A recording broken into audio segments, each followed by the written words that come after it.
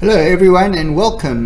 Today we're going to be doing chapter 14, the law of universal gravitation. And as you can see on our cover slide, we have two pictures to which it relates. Firstly, we have a satellite in orbit, attracted by the Earth's gravitational field. And here we have a picture of Newton, and he's busy doing his experiments measuring the attraction between these two poles, which we will refer to a little bit later. So this chapter itself, just consists basically of an equation. Newton's law of attraction can be summarized into an equation, and then what we're going to be doing is looking at the origin of this equation, what each of the terms mean, and then we're going to be using the equation to solve problems. So this law has to do with the attraction between any two masses. And as stated here, every particle in the universe attracts every other particle with a force that is directly proportional to the product of their masses and inversely proportional to the square of the distance between them. So, if we have two particles of mass m1 and m2 and they're separated by some distance r, then because they have mass, they experience gravitational attraction. And this force is given by the force of gravitational attraction, subscript g. It's given by this expression here, where m1 and m2 are the masses of each of the different objects. R is the separation between the two objects, and g is what's called the universal gravitational constant. It has this value given here. Do not confuse this capital G, the universal gravitational constant, with little g, the Earth's gravitational acceleration. The law is neatly summarized in this figure here. Here we have two masses, a ball of mass m1, a second ball of mass m2, and they're separated by some distance r. And because of their two masses, they're going to experience an attraction. You'll see the notation that's being used is this is F21. So this is the force from 2 on ball number 1, and it's going to cause ball number 1 to move in this direction. Similarly, we're going to have the force from ball 1 on ball 2, and it's going to cause the movement in this direction. And as stated here, this is consistent with Newton's third law, where we can see the two forces will be of equal magnitude, but they'll have opposite sign, right? They act in the opposite direction. And if we want to calculate the size of these forces, we make use of this expression here. So it's the product of the masses divided by the separation squared. This negative sign is included for F12 because this force is pointing in the negative direction, along that axis. You can imagine that this could also be measured in practice, right? It might be something very difficult to measure, and the reason for this is because the values that we're working with are very, very small for everyday masses. If you look at this gravitational constant, it's a very, very small number. It's 6.6 times 10 to the minus 11. So this means if you have everyday objects that maybe weigh 1 kg or 2 kgs separated by a distance of several meters, the force is going to be very, very small. Of course, if we have planets with very large masses, then the relevant forces would be bigger. But let's have a look at how we might measure such a tiny force in practice. It's measured by something called a Cavendish apparatus for measuring gravitational forces. What we have is this one little mass shown here. It's attracted to a second mass shown here, and this would cause this apparatus to swing, to move through some angle. And as it moved through the angle, we'll have this mirror moving through an angle. And then what we make use of is a laser light shining on this mirror and the beam will be projected onto a screen, right? And as the mirror moves, as a result of the attraction, you'll find that the little dot on the screen is moving. And for very small movements, for very small forces, you would be able to measure that. This figure itself is just something of interest to show you. What really is important is this equation where the force of attraction is proportional to each of the masses and inversely proportional to the separation squared. And remember, it's a vector, so we need to take into account the vector nature. We know that if you're standing on the Earth's surface holding an object, for example an apple, and you drop that object, it will be attracted towards the center of the Earth. It will fall, right? And we've previously seen that, or we've used that the acceleration of that object will be 9.8 meters per second squared, which we used as little g. But it's interesting, it's important for us now to see, where does that little g value come from? Well, for such an example, we would have the force of gravity on the object would be given by this expression here. And we'll have the mass of the object, that would be the mass of the apple, multiplied by the mass of the Earth, multiplied by the gravitational constant, divided by the radius of the Earth squared. If you look at this expression, you can notice that each of these terms that have been circled are constant, right? The radius of the Earth is constant, the mass of the Earth is constant, the gravitational constant g is constant. Of course, the mass of the object wouldn't be constant if you dropped an apple or you dropped a bowling ball. They would have different masses. But certainly for all of the terms circled, they are constants. And we can, look up the value of the constants. We can look up the mass of the Earth. We can look up the radius of the Earth.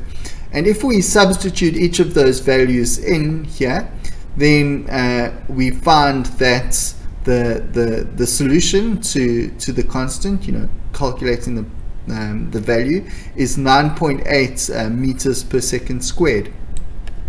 So this shows you then where the gravitational acceleration actually comes from. Shown on this slide is the data that you could use to calculate little g, the Earth's gravitational acceleration. So we've previously seen that capital G has this value shown here, 6,67 times 10 to the minus 11, whereas the mass of the Earth is given here, and the mean radius of the Earth is given by the value shown here. So you can actually check it yourself to verify that little g has a value of 9.8 meters per second. I would like you to note that each of the planets will have a different gravity, and the reason for that is each planet has a different mass, and it has a different radius. So they have different masses and different radiuses.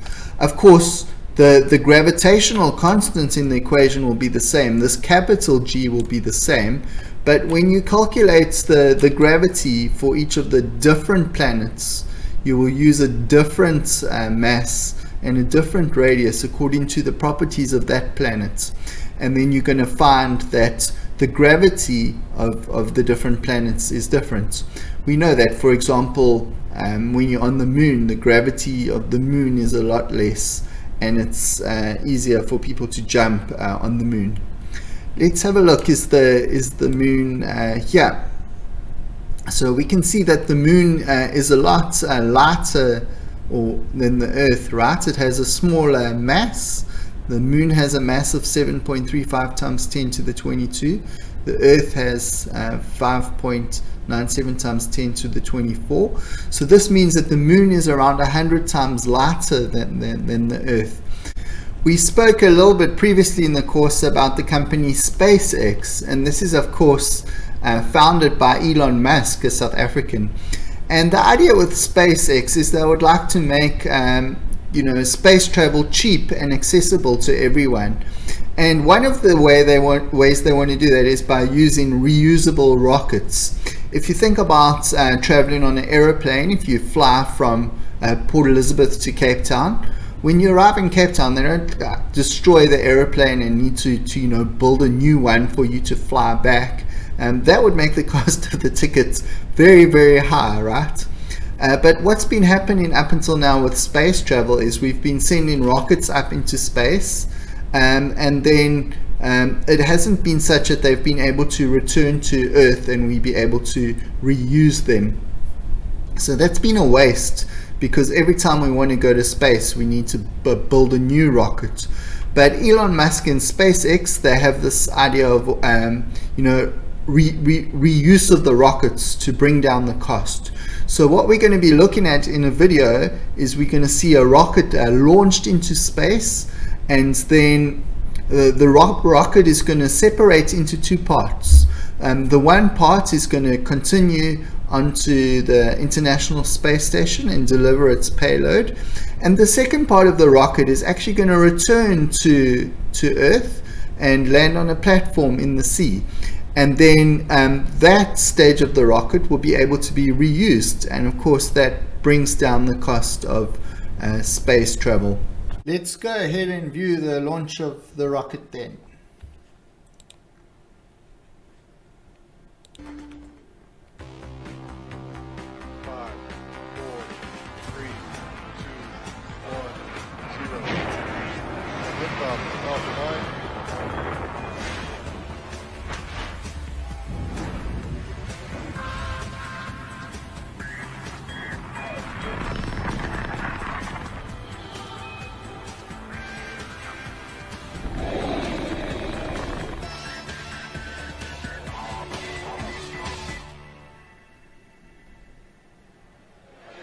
It's 4:25 p.m. Eastern Standard Time on Friday, April 8th, 2016.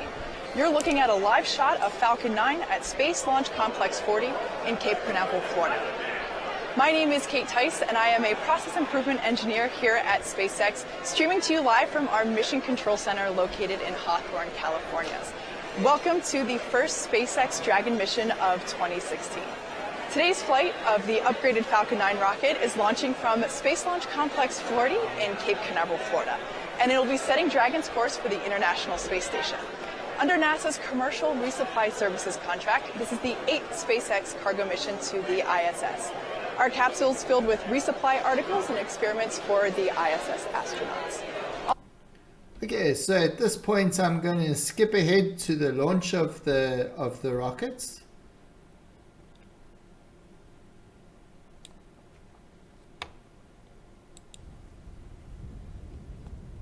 T-minus 20. Falcon 9 secured. Flight pressures.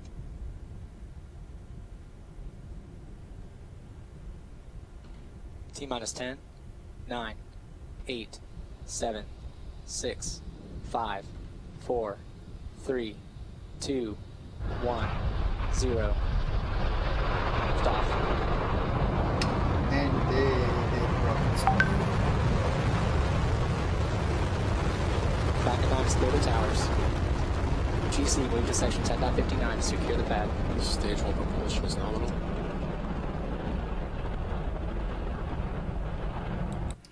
Now, as we watch the rocket launch and head into space, you'll see that there are two interesting sets of data that's available in the top right-hand screen of the movie.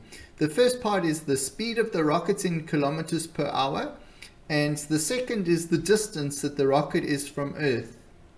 And as the rocket launches off into space, you're going to see these numbers change. And as you're watching this, I want you to take note of this written on the top of the slide. Note how after launch the rocket accelerates as it gets further from the Earth's surface. Assuming the rocket thrust is constant, name two factors that cause this.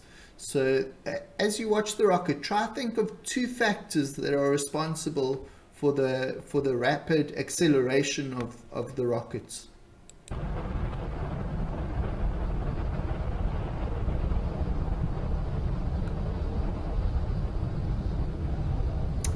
Here we can see the speed increasing on the top right as the distance increases. At the moment it's 2 kilometers away from Earth, and it's already going 600 kilometers per hour. That's incredibly fast.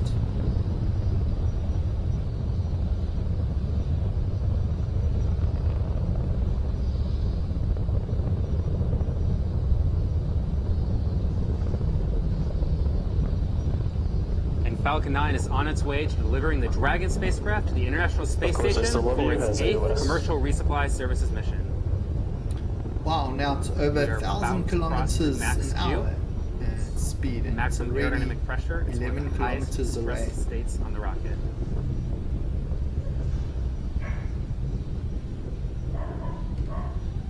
But keep in mind, you are looking at a 70-meter tall rocket. It's about the equivalent of a 25-story building going to space. And that exhaust plume, it's about 1.5 million pounds of thrust coming out the aft end of the first stage. You can note how quickly the speed is increasing as it gets further and further from the Earth's surface. Right after separation.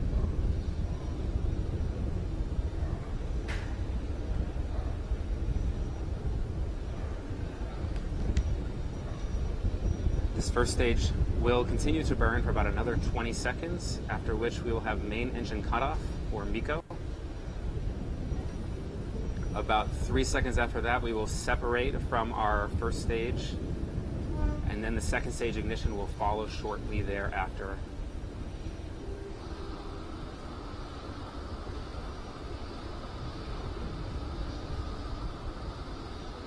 That's an interesting view, looking back down the rockets towards Earth.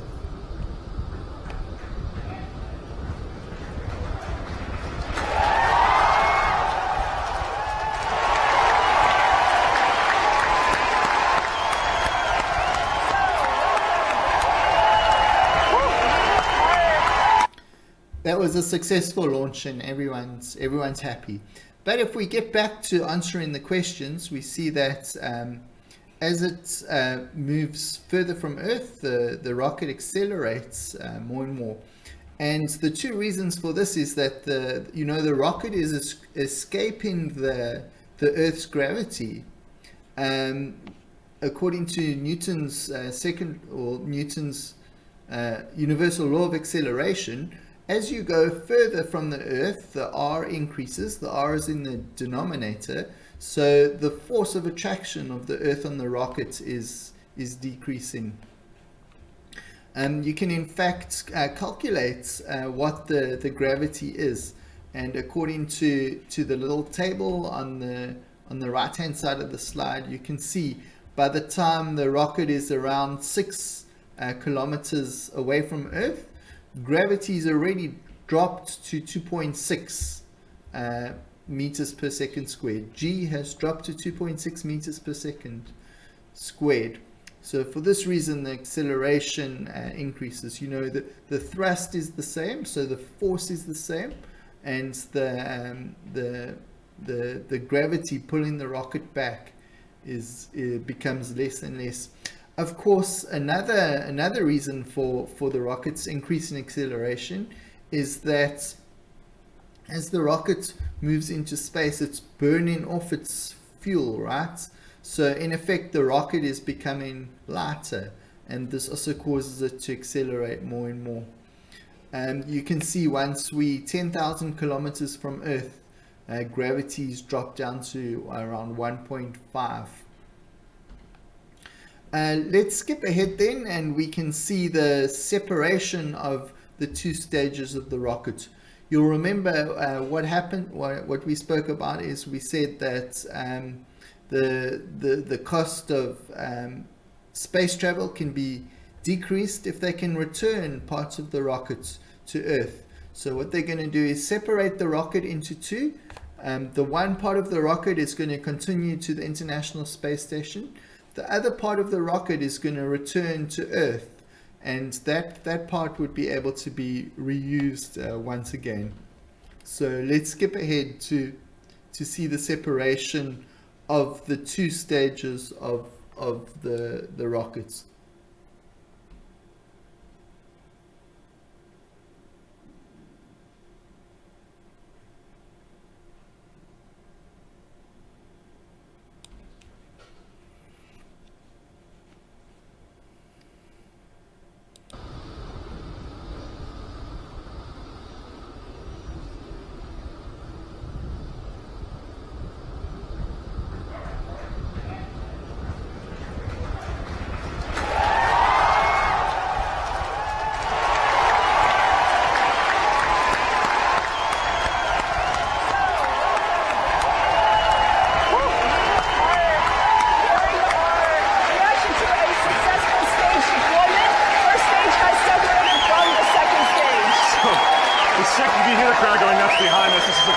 moment in the mission. The second stage will now begin accelerating itself and the Dragon spacecraft into an orbit so it can catch up with the International Space Station. Yeah, so the shot that you see on your screen there, that is the second stage engine glowing beautifully, a golden orange there as it propels Dragon to the International Space Station. You can even see the coast of Florida just down on the bottom over there, right beyond the nozzle. Yeah. So, one of my favorite shots. Now there's a lot coming up in just a little bit here. The cheering you're just hearing right now means the nose cone is separated successfully from the Dragon. This is the aerodynamic cover that sits on top of the Dragon to protect it from the wind as it launches. The higher up we get, the less we need it, and it just becomes extra weight, so we pop it off and we don't need it anymore. Exactly. So Dragon still has a long way to go, but what we're going to talk about right now is a little bit about the stage return. So you're actually going to be hearing the crowd cheering a little bit more. Yeah. The first stage has a few different burn maneuvers to go through as it descends through the atmosphere to get towards the drone ship. So the first burn is the boost back burn. That's just about to happen in a few seconds here. The boost back burn is when the rocket turns around and kills off all its horizontal velocity, or enough just to make sure its trajectory lines up with where the drone ship is in the ocean. Exactly. And then the second burn that we'll be looking for is the re-entry burn. And that's exactly as it sounds. It's whenever we fire the engines to slow the rocket down enough so that it doesn't catch fire as it re-enters the atmosphere. So that you just probably heard, boost back for stage one has just commenced. So that'll burn for just a few seconds, and we'll hear another call saying that the boost back burn is completed. Again, this is great news for the first stage landing. The first stage doesn't have a heat shield like the Dragon, so it needs to slow down before it hits the atmosphere. Exactly. So Okay, we'll fast forward a little bit in the video, and then what we'll see next is the first stage returning back to Earth and actually landing on a platform in the sea, such that it can be reused once again. Just heading right down towards that drone ship. We're on track for hopefully a great landing right now. So right now, we just got confirmation that the landing burn has started. Let's take a look at the drone ship now. So you're seeing live footage of Course I Still Love You, our drone ship, waiting for there's the engine. Slow it down, lights are deployed.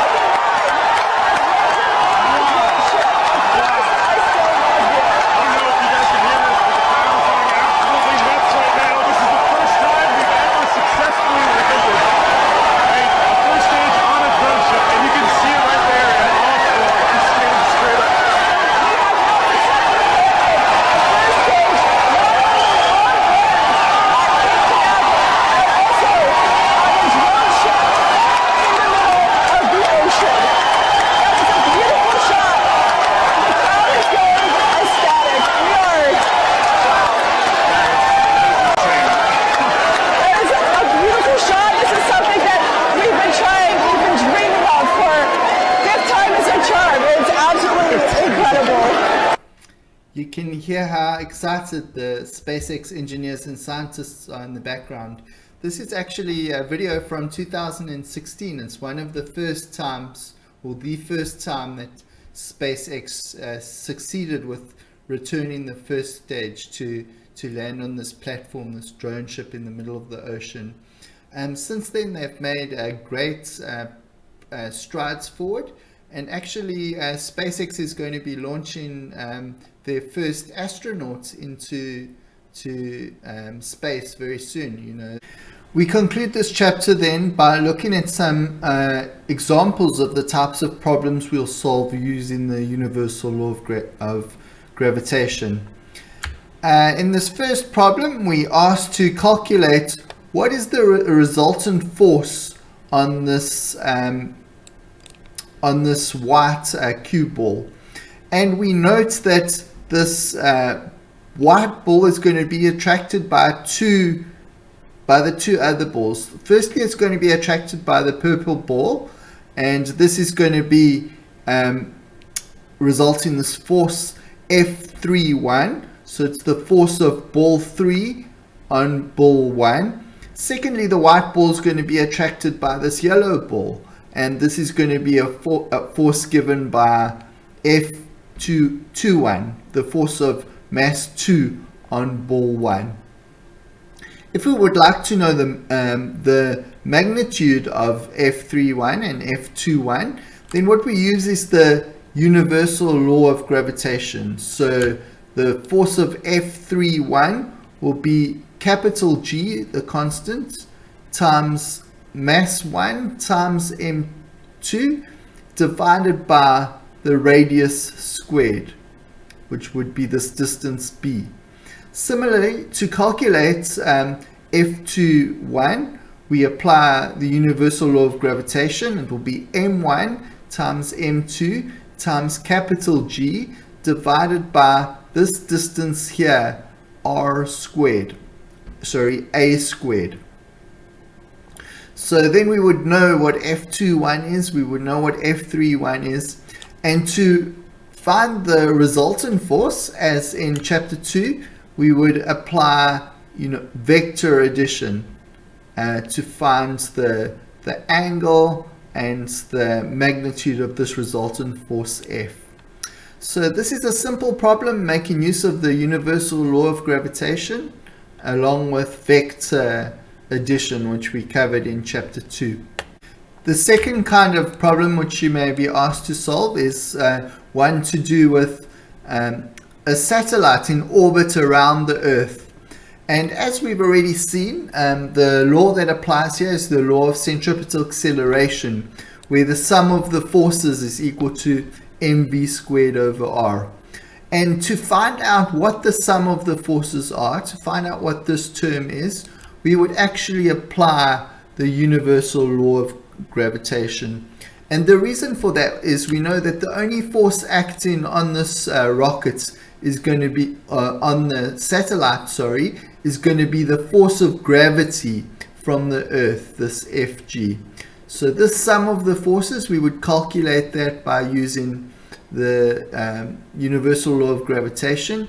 It would be capital G times the mass of the Earth times the mass of the satellite divided by the separation between the center of the Earth and the satellite squared. For that term in the denominator, the separation term, we would need to use RE plus H. That's because the rocket is the satellite is some distance h above the Earth. So the denominator term in the universal law of gravitation would be RE plus H squared. I encourage you to work through these examples as shown, and also to work through the quiz examples, and really to get some practice in applying the universal law of gravitation, which really is just one equation used to solve a variety of different problems wherever two or more masses are attracting one another.